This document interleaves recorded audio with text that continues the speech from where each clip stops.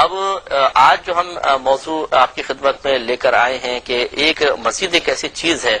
کہ جس میں شرک کا وہم ہو سکتا ہے۔ سورہ نساء آیت نمبر 139 میں اللہ تبارک و تعالی ارشاد فرماتا ہے فَإِنَّ الْعِزَّةَ لِلَّهِ جَمِيعًا،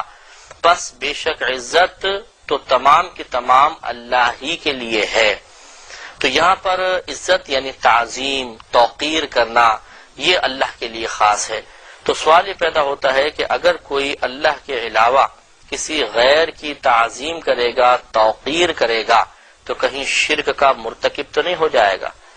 پھر کیا ہر تعظیم غیر اللہ کی تعظیم اگر بالفرض ہے تو کیا ہر تعظیم شرک میں داخل ہے، یا اس کی کچھ مخصوص صورتیں ہیں،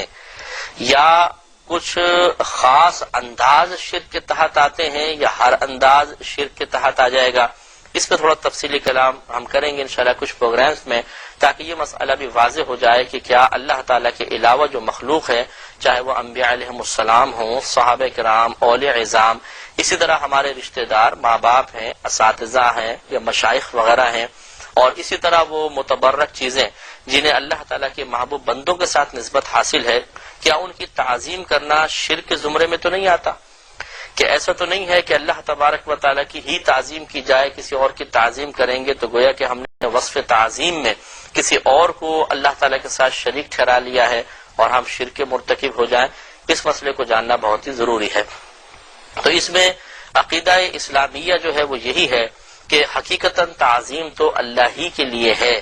لیکن اگر کوئی کسی دوسری مخلوق، اللہ کے علاوہ جو اللہ کی مخلوق ہے، اس کی اگر کوئی تعظیم کرے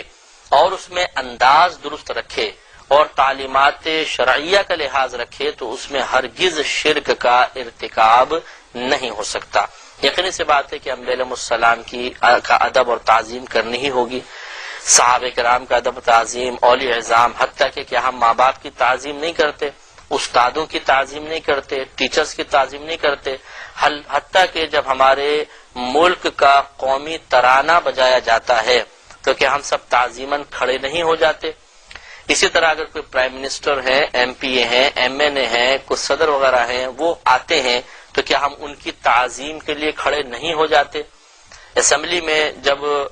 اسپیکر آتے ہیں تو کیا سب لوگ اپنے اپنے بینچوں کے اوپر بینچوں پہ کھڑے نہیں ہو جاتے، اپنے مقامات پہ کھڑے نہیں ہو جاتے؟ تو معلوم ہوا کہ تعظیم مطلقاً منع نہیں ہے،